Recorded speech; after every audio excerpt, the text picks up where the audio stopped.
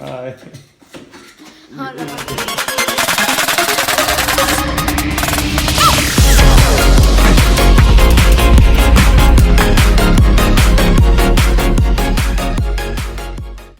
Hey guys, today's video is about cuts under jambs when you're installing laminate, or in this case luxury vinyl. This is Mr. B, and I hope this video helps people. In this video, I already have the cut. I'm thinking this cut is super easy.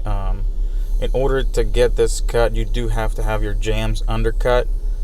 So that's a very important part about installing laminate. You have to undercut the doors, because trim and door jambs are what actually gonna keep your flooring down. Some of the tools that I use to undercut my jambs are my crane undersaw, but also to fine tune it, I use the multi-tool, in this case my DeWalt cordlet. Now, the secret of this video pretty much is this little planer. On the female end of laminate, there is a little lip, which is the locking system for laminate and luxury vinyl. We need to get rid of it in order for our cut under the jamb to actually close, because when we are installing under the jamb, there's no way we can angle the board the right way so it goes in. So we have to get rid of this lip, and this little planer is making it super easy to get done. On this board, it's already on the ground. I didn't want to take it up, so just fine-tune the edges with a knife, utility knife. If I wasn't so lazy, I would have just pulled that board, since it's not glued down or anything, and I would have done it outside. But you know, laziness catches up to me sometimes. Of course, since you don't have your locking system working the right way anymore, you got to use some glue to keep it together. In this case, I use clear Gorilla Glue.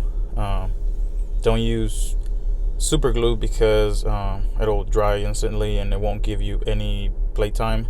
When you use any other glue, you could probably even use wood glue, because it'll give you some time to play with, and then after the fact, if you feel like it's going to come apart, just tape it. In this case, you're going to see I didn't tape this one, because as soon as I installed it, sometimes when you take that lip off, it'll still lock enough to stay in place until it dries, and then once the glue dries, then you're golden. So after the glue, you put in the board under the jamb, and then you're gonna see the gap is still there, so you're just gonna tap it in place with one of these. Mine's pretty worn out, but pulling things, I don't even know the name of them. But on the door, this baseboard is actually pretty high. The boards kept trying to go under it, so I had to put a pry bar to keep it from moving, and then that helped me a lot closing the board. So there it is. Once you're done, that lead board that you just installed, you know for sure it's straight with the rest of the floor because it's locked in.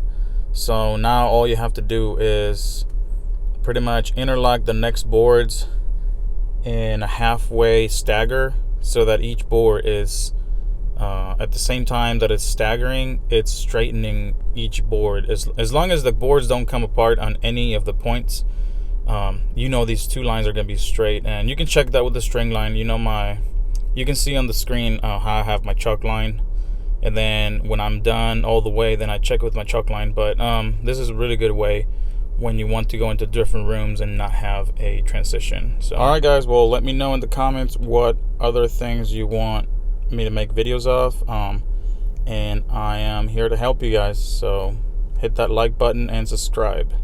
See ya.